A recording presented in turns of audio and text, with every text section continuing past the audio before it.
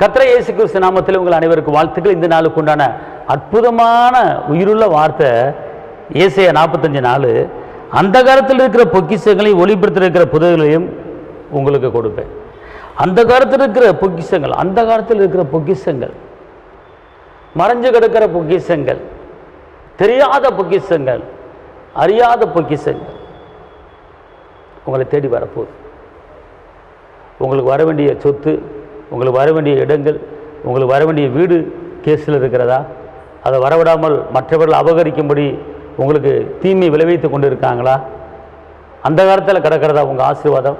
அந்த காலத்தில் கிடக்கிறதா உங்கள் வீடு? அந்த காலத்தில் கிடக்கிறதா உங்கள் இடங்கள்? அந்த காலத்தில் கிடக்கிறதா உங்கள் பொக்கிஷம்? கர்த்தர் அதை ஒளிப்படுத்தி கொண்டு வர போகிறார்.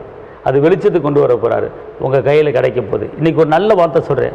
உங்கள் வீடோ உங்கள் இடமோ கேஸில் இருந்தால் அந்த கேஸு உங்களுக்கு ஜெயமாக மாறப்போகுது. அது இடங்களும் அந்த வீடுகளும் உங்களை தேடி வரப்போகுது. கர்த்தர் பெரிய காரியங்களை செய்ய போகிறார். மறைஞ்சு கிடக்க பொக்கிஷம். ஒருவேளை நீங்கள் உழைச்சி சாப்பிட்டுக்கிட்டு இருக்கலாம், ஒன்றும் மிச்சம் இல்லையே நீ கலங்கலாம்.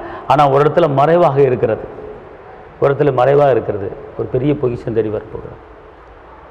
அன்பார்ந்தவர்களே, இந்த வசனம் பாருங்கள். அந்த காலத்துக்கு பொக்கிஷங்களை கர்த்தர் கொடுக்க போகிறார். ஒருத்தருக்கு இப்படி தான் ரொம்ப கஷ்டப்பட்டுக்கிட்டு இருந்தார். கடன் பிரச்சனை ஆகி போச்சு. எவ்வளோ ஜெபிச்சு பார்த்தாரு, கதை நடக்கலை. அப்போ நான் இந்த வசனங்களை எடுத்து சொல்லி எனக்குன்னு ஆயத்தப்படுத்தி வச்சிருக்கிற பொக்கிஷங்கள் அந்த காலத்தில் கிடக்கலாம், மறைஞ்சு கிடக்கலாம். அது இயேசுவின் நாமத்தில் வருவதாக அப்படி சொல்லி ஜெபிச்சு பார்த்துக்கொள்ளுங்க. ஒரு வாரம் கழித்து பார்த்துக்கொள்ளுங்க.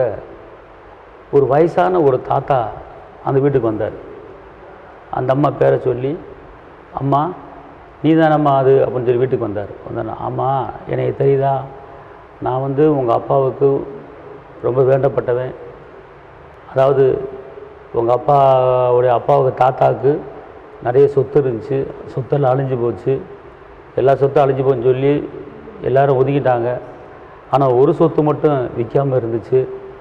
அதில் ஒரு சொத்து விற்றதில் அதில் உங்கள் அப்பாவுக்கு ஒரு பங்கு இருக்குது, அந்த பங்கை கொடுத்துருவான்னு சொல்லி என்னை அனுப்பிச்சி விட்டாங்க. அந்த பங்கு தாம்மா கிட்டத்தட்ட 12 லட்சம் இந்தாம்மா அப்படின்னு சொல்லி ஒருத்தர் கொடுத்துட்டு போனார். பாருங்கள், அவங்களுக்கு இருந்த பிரச்சனை 10 லட்சம். கையில் மிச்சம் இருக்கும்படி 2 லட்சம் கொடுக்கும்படி கர்த்தர் கிருபை செஞ்சார். இந்த பொக்கிஷம் எங்கே இருந்துச்சுன்னு அவங்களுக்கே தெரியாது. இப்படிப்பட்ட சொத்து எங்களுக்கு வருமுன்னு அவங்களுக்கே தெரியாது.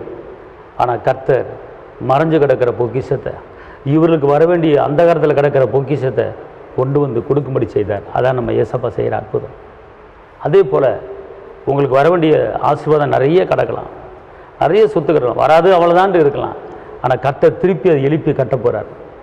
விழுந்து போன மதுரைகளை திருப்பி எழுப்பி கட்டி உங்கள் கருத்தில் கொடுக்க போகிறார். தைரியமாக இருங்க. கர்த்தர் பெரிய நீங்கள் நான் ஒன்றும் இல்லாத வெறுமையானு சொல்லாங்க. உங்கள் பேரில் எங்கேயோ ஒரு இடத்துல சொத்து இருக்குது. உங்கள் முன்னோர் மூலமாக சொத்து உங்களை தேடி வரப்போகுது. எதிர்பார்த்துக்கிட்டு இருங்க. கர்த்தர் அதிசயங்களை காண பண்ண வைக்க போகிறார். அல்லேலூயா. உங்களுக்கு நான் ஜெபிக்கிறேன். தகப்பனே இயேசுவே, உண்மை நன்றி உள்ளத்தோடு துதிக்கிறேன், ஸ்தோத்திரிக்கிறேன். இந்த வார்த்தையை கேட்குற ஒவ்வொரு தேவ பிள்ளைகளுக்கும் மறைஞ்சு கிடக்கிற எல்லா பொக்கிஷங்களையும், மறைஞ்சு கிடக்கிற எல்லா பொருளாதார தேவைகளையும் சந்தித்து நீங்கள் உயர்த்த போகிறாருக்கு நன்றி. காத்துக்கொள்ளுங்க, பலப்படுத்துங்க. இயேசுவின் நாமத்தில் பிதாவே, ஆமென். கர்த்தர் உங்களை ஆசீர்வதிப்பார். தேவனுக்கு மகிமை. அல்லேலூயா.